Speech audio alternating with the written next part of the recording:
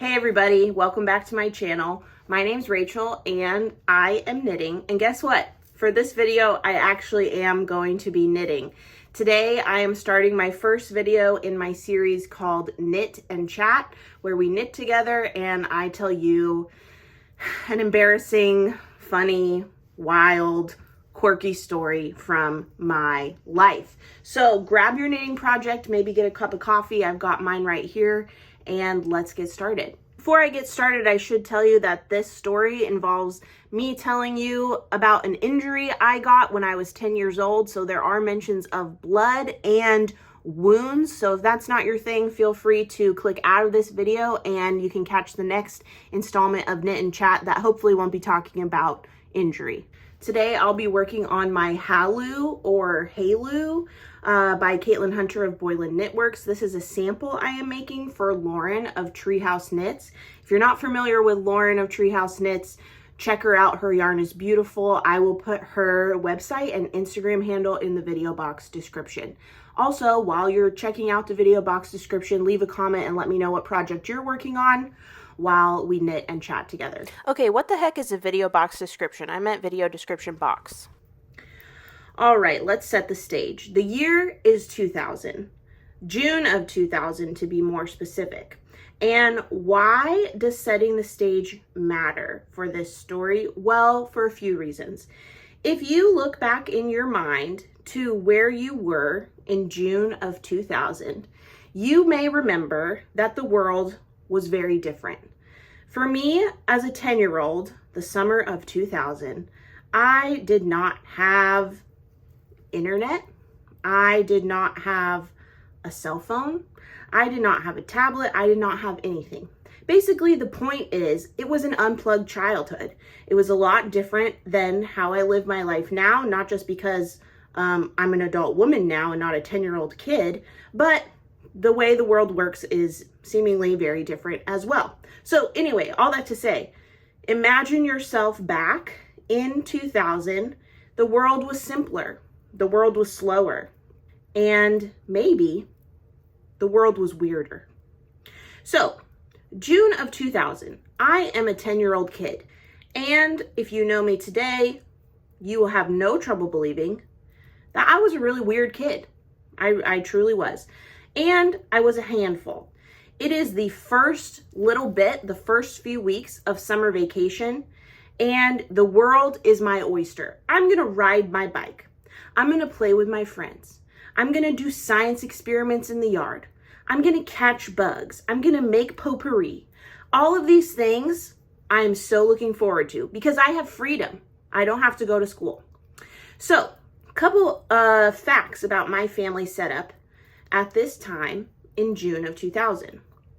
Like I said, I'm a 10-year-old kid. I have a 4-year-old sister and I have a 13-year-old sister. So I'm kind of in that sweet spot where my older sister doesn't need to do the weird stuff I'm doing because she's cool by this point, okay? I haven't evolved to being cool yet. And my younger sister is still just a little baby. She has a daily nap time. And my mom would take nap time with her because, like I said, I was a weird kid. And frankly, Mom, you must have been exhausted. So, of course, you're going to take that nap. Even if you're not exhausted, take a nap. Naps are so good. I'm sorry that I didn't believe you for so many years. I was old enough that I didn't have to take a daily nap, but I did have to be quiet and have a rest time, which is very sensible, I think. But anyway, my mom and my younger sister are taking a nap. And since it is the beginning of summer, I am just drunk with the power of having free time. So I don't really have the presence of mind to be considerate. I'm so sorry. So for several days in a row, it just lined up that I was ready to play with my friend and she was ready to play with me, right smack dab in the middle of my mother and my younger sister's nap time. So during my rest time and my mom and younger sister's nap time, I would quietly walk into my mom's room, go to her side of the bed and gently tap her awake and say, "My friend wants to play. Can I go to my friend's house and play?" And my mom would give me one of a few predetermined answers. First one would be, yes, that's fine. Make sure you're home at a certain time, or don't do this, don't do that, stay in their yard. Sometimes it would be no, you need to rest. And other times it would be, ask me after rest time.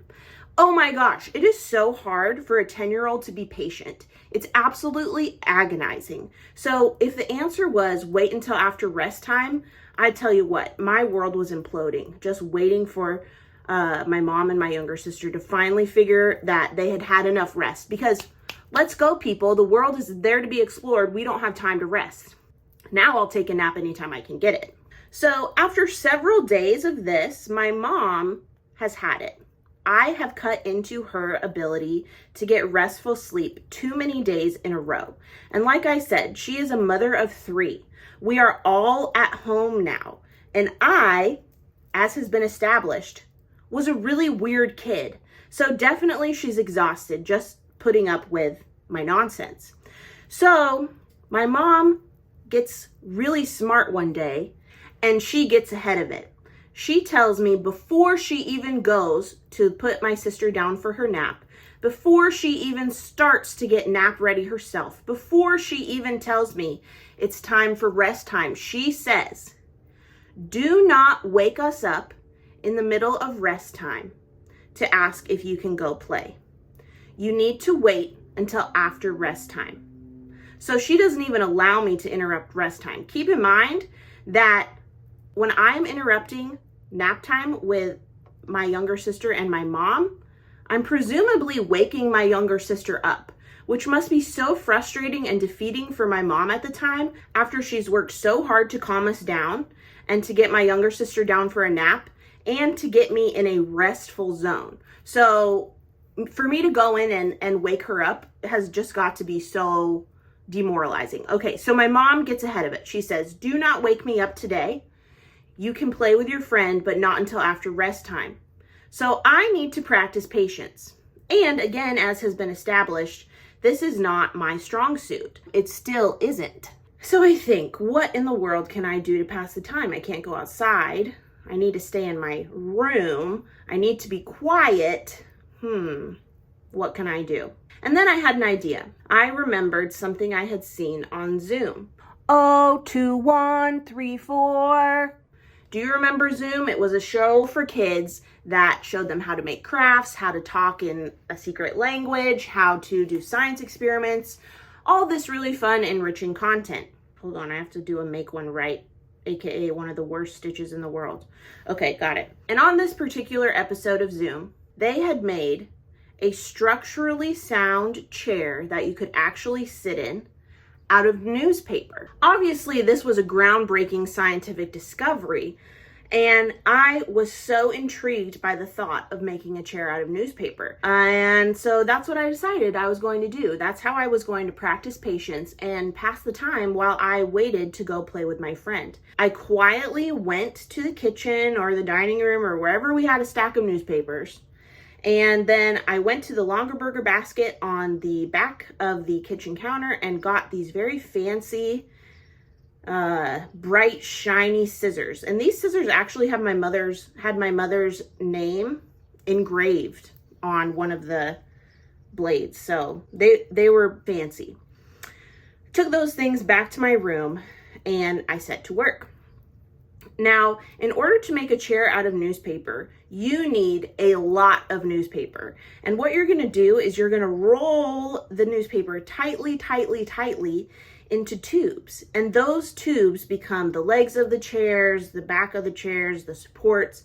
So you strategically tape them together in order to make a structurally sound chair. Now, this is very labor intensive and requires a fair amount of attention to detail. I'm 10 years old, so I only have the ability to succeed at one of those requirements. I can work really hard on this chair, but I cannot pay attention to detail. I set to work and I roll up several tubes. I have many tubes tightly rolled up, and now I am ready to start putting the tubes together in order to form the structure. My bedroom floor is covered in newspapers, in rolled up tubes of newspapers, in crumpled up discards that didn't work. It's just a mess, but a creative mess, so there's beauty in that. At some point, I don't really know how this happened, but at some point, I wedged the scissors in a way that the blades were open and sticking up in the air. I don't know how this happens. I can't even conceptualize it, but that's what it was. I wasn't kidding when I said I could do something labor intensive, but I couldn't focus on the details. So I was so enthralled and focused on the structure of my chair that I did not see the scissors sticking up ready to poke me. And unfortunately, my leg comes down on the blade. Okay, so you need to picture this. 10-year-old Rachel has mom's fancy scissors impaled in her leg. Okay, these aren't just regular scissors. These are mom's fancy scissors. I want to cry out in pain, but I have been instructed that I need to stay quiet. It is rest time and I am not going to interrupt nap time again, gosh darn it. So I do what any sensible 10-year-old would do, and I stifle my scream and I head to the bathroom. I am no longer a 10-year-old. I am a triage nurse. I do not have the qualifications for this. I'm in my bathroom trying to stop the bleeding. I finally do so. I think I have to do that by basically wadding up toilet paper and sticking it in the gash in my leg. It's very brutal. But I clean it up. I put the bloody toilet paper in the garbage and I go back to my project. Now, time goes by. I make the chair. I sit in the chair. I think I remember it maybe failing the first time, and then I determine how to make adjustments. I make adjustments and the chair is successful. Anyway, the chair is not what's important at this point. What's important is what happens next. My mother, upon waking up from nap time, goes to the bathroom, and she must have seen the absolute massacre that was in the garbage can. Just bloody toilet paper everywhere. And she comes over to me and she said, "Rachel, what happened? Did something happen?" And I said, "Oh yeah, I stabbed myself with the scissors, but it's okay. I was just making a chair out of newspaper. And it's fine now. The chair's done. Aren't you proud of me?" She said, "Rachel, why didn't you wake me up?" And I said, this is a dramatization. "You told me not to. You told me not to wake you up." My mom told me, "If there's blood, you always wake me up." And so now I know that, and I never made that mistake again. The story's not over. This gash in my leg was so deep that I needed stitches. I mean, the scissors were in there. They were in my leg. Luckily, my aunt is a doctor. She came over to our house and she gave me stitches in our breakfast nook of our kitchen. My aunt was also 8 months pregnant at the time. So I have very fond memories of maneuvering my leg so that it could fit into her lap with her pregnant belly, where my to-be-born cousin was in there gestating. And it was a very magical moment. I felt very fancy that I was getting stitches in my kitchen. If you're wondering, yes, this injury did scar. It is a constant reminder that I live with, and it reminds me of a few things. 1, being patient is hard, but maybe worth it. 2, creativity is underappreciated in this world. And 3, and maybe most importantly, it is okay to wake someone up if you're bleeding. That's the story. If you want to check out the newspaper chair episode of Zoom, I will link it in the video description box. It is episode 117 that aired in February of 1999. Yes, I did research this in order to tell this story. If you enjoyed this video and you want to see more installments of Knit and Chat, let me know in the comments. And don't forget to like this video and subscribe to my channel to make sure you see my future content. Okay, that's it for today's Knit and Chat. Thanks so much for watching. Hopefully you made some progress on your project, and see you next time. Bye.